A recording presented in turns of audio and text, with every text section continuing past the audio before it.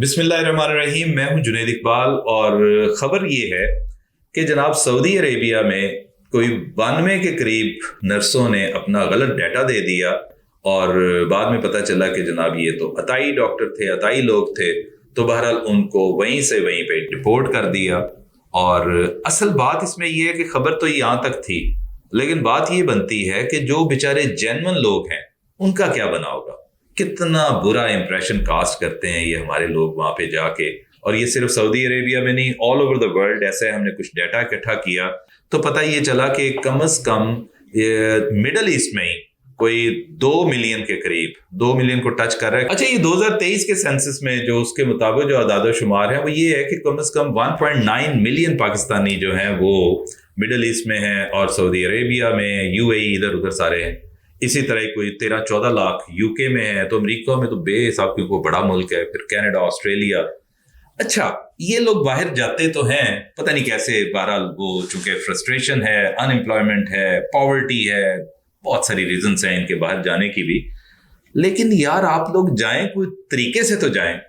और कसूर किसका होता है? ये गैर कानूनी जो वहां पे लोग चले जाते हैं, कसूर हुक्मरानों को है, बिल्कुल हुक्मरानों का है। लेकिन उसके साथ साथ अवाम का भी उतना ही कसूर है कि हम लोग ना देखते हैं, अंधाधुंध गलत चीजों की तकलीफ पे पड़ जाते हैं। और जनाब फिर अंजाम क्या होता है कि जेल। और जेल के हवाले से बात कर दूं कि कम से कम 15,000 पाकिस्तानी ऐसे हैं जो मुख्तलिफ दुनिया की मुख्तलिफ जेलों में बेचारे गल सड़ रहे हैं। और इधर सऊदीया में ही पिछले साल कहते हैं 171 लोगों को जनाब सजाए मौत हुई। अब देखें वहां पे कवानीन सख्त हैं। ये थोड़ा है कि जनाब यहाँ की तरह ही चलो हो गया, अच्छा जी भाजी माफ कर दो, कोई गल नहीं, आइंदा नहीं करांगे, ऐसा नहीं है कुछ। वहां पे और तरह के मामलात होते हैं। और एजेंट्स के हवाले से बात करें तो ये सबसे बड़ा जो मैं समझता हूं बोन ऑफ कंटेंशन है वो हमारा एजेंट है। ये देखें कि एक मेरे दोस्त हैं, हमारे अजीज हैं वहां पे सऊदीया में, उन्होंने असल में कल मुझे अपना रोना रोया कि यार हम इतने मसाइल में हैं कि इस पर कोई बंदा बात नहीं करता। कि बिन लादेन कंपनी में वो थे तो वो कहते हैं कि यहाँ से उसके जाली जनाब वर्क परमिट और पता नहीं क्या बनने लग गए, एग्रीमेंट होने लग गए पाकिस्तान से। बिन लादेन एक बड़ी कंपनी है, कंस्ट्रक्शन कंपनी है। तो अब हम किधर जाएं कि हमारा अपना मतलब इन्होंने ना जीना दोबर कर दिया है। हम जो जेन्युइनली बड़ी देर से, बड़े अरसे से वहां पे रह रहे हैं, अब आलम यह है कि हम शलवार कमीज पहनकर बाहर नहीं निकलते हैं कि वो इतना गलत एक तासुर पड़ गया है कि वो दूर से पता चल जाता है कि जी ये तो पाकिस्तानी है, ये जो बंदा है ये तो पाकिस्तानी है। और फिर उनको जिस नजरों से लोग देखते हैं वो बड़ा ही मतलब काबिल शर्म बात होती है कि हम मतलब उसको किस तरीके से लें। खैर, इसी तरह ही हम एजेंट्स की जो बात कर रहे हैं, अब एजेंट्स क्या करते हैं, ये लोग यहाँ से जनाब हर तरह का सर्टिफिकेट दे देते हैं, जाली, हर तरह का जनाब मेडिकल, ये वो, आगे पीछे। और खैर से वहां पर भी ऐसे लोग होते हैं कि वो भी हमारे गए हुए लोग, वो जो इस तरह की जो ह्यूमन ट्रैफिकिंग में काम करते हैं, स्मगलिंग में, वो वकाला निकाल लेते हैं और जनाब कि जी एक वीजे की गुंजाइश है, वो आजाद मादर पिदर आजाद वीजा होता है, यहाँ पे आता है, यहाँ पे बंदे को ये, अब यहाँ पे देखें एजेंट आ जाता है। एजेंट कहता है जनाब ये इतनी तेरी सैलरी होगी, बोर्डिंग, लॉजिंग, ट्रांसपोर्ट, खाना पीना सारा कुछ होगा, बस चले जाओ। वो बेचारा जब वहां पे जाता है तो वहां उसका कोई पुरसाने हाल नहीं होता। और ये आज की बात नहीं है, ये कोई मेरा ख्याल है कि 30, 40, 50 साल से ये सिलसिला चलता आ रहा है। लेकिन फिर भी इनको समझ नहीं आती कि वहां पे जो उसके जिस भाव बिकती है, यहाँ पे एक बंदा किसी गांव, दूर उफ्तादा जगह से, गांव से एक जो कोई पेरेंट्स हैं वो कोई अपने जनाब भैंसें बेच के, माल बेच के, जेवर बेच के, पता नहीं क्या क्या करके अपने बच्चे को बाहर भेजते हैं और शादियाना बजाते हैं कि लो जनाब अब तो सुनी जाएगी इस फैमिली की हमारी।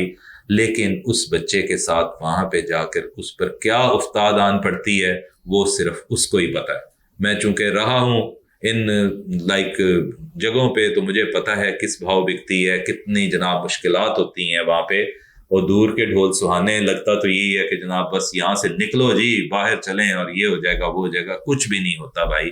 फिर डंकी करते हैं लोग, वो एक अजीब एक यानी इतनी दुख भरी दास्तानें हैं जो डंकी से रिलेटेड है कि वो भी अपनी जगह पर है, उसका कोई सदेबाब नहीं होता। लोग पिक्चर चेंज तो बहुत पुरानी बात है, अब लोगों के प्रोफाइल चेंज करके जनाब एक बंदा तो चला गया, دوسرے کو ایگریمنٹ میں بتا دیتے ہیں بھائی جان صرف ایئرپورٹ تک جانا آپ کو لے جانا ہمارا مقصد ہے. بندہ بیچارہ اس وقت اتنا وہ ایکسائٹیڈ ہوا ہوتا ہے کہ وہ ایگریمنٹ کو دیکھتا ہی نہیں ہے, وہاں پہ جا کے اس کو پکڑا جاتا ہے, ڈپورٹ ہو جاتا ہے. دیکھیں نا, یہ تو حالات ہیں. یو اے ای میں نے بتایا تھا کہ ہم نے اس پہ سیپریٹ ویلاگ کیا تھا.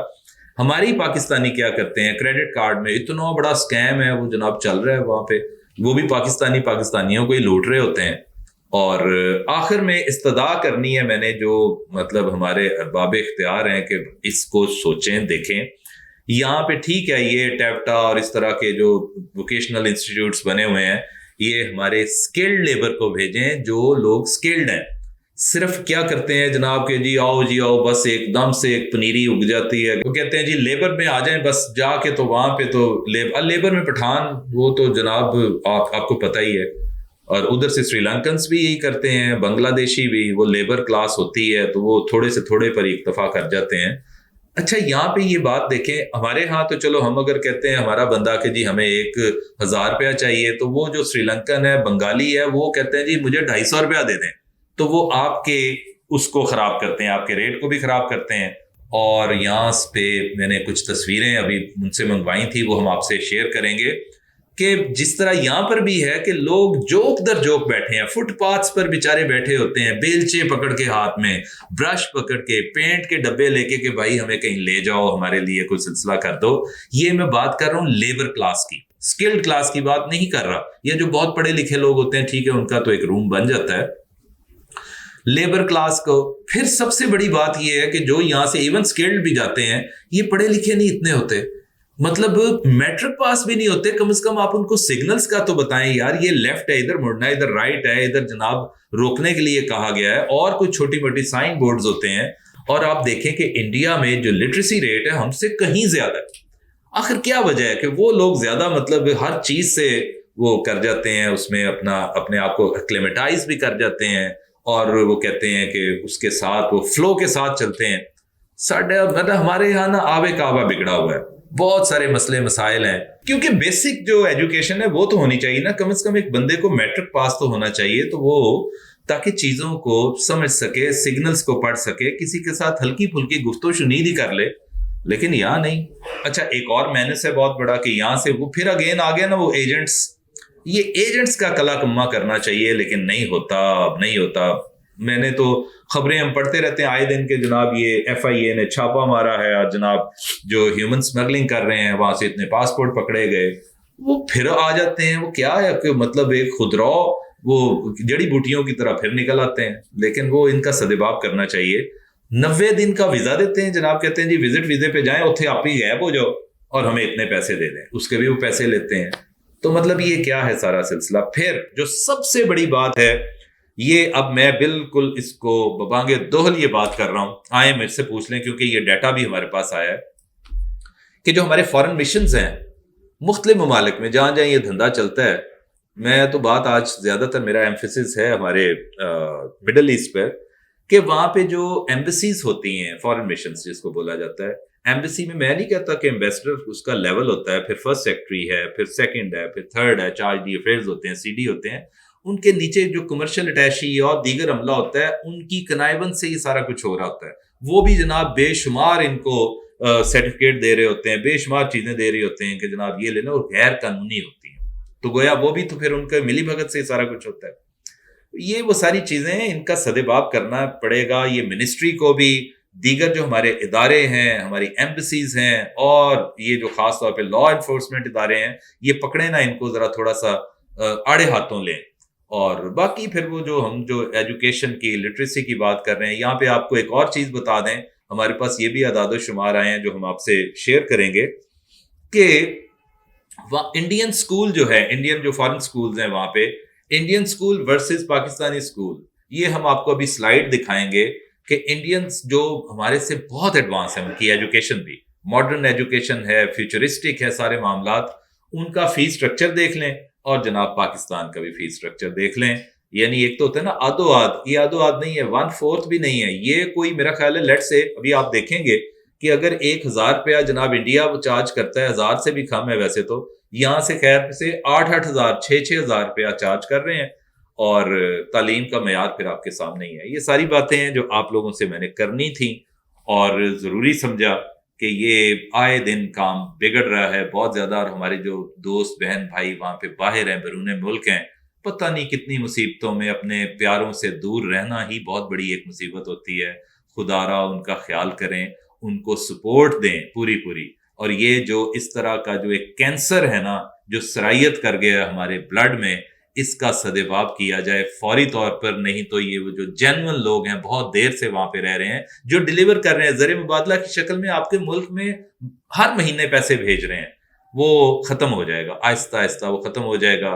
سیوسائڈز ہو جائیں گی. پھر سب سے بڑی بات یہ ہے کہ وہ بیچارے پھر کیا کریں کہ جب پتہ چلتا ہے ان پر بھی ملبہ آن گرتا ہے، اور ان کو بھی کہتے ہیں جناب یہ بھی غیر قانونی طور پہ رہے. پھر ان کو بڑی اس نظر سے دیکھا جاتا ہے which is very very killing. میں سمجھتا ہوں بڑی شرمناک ہوتی ہے. ایک بندہ جینون ہوتا ہے لیکن ان کو جو معاشرہ وہاں پہ دیکھتا ہے، پھر آپ کے جو وہاں پہ دشمنی ہے نا، وہ اصل تو دشمنی ہے جو دوسرے مطلب اقوام کے لوگ ہیں جن کے ساتھ آپ کے کوئی ایسا سچ نہیں ہے کوئی سلسلے، وہ آپ کو بڑی تنقید کی نظر سے دیکھتے ہیں.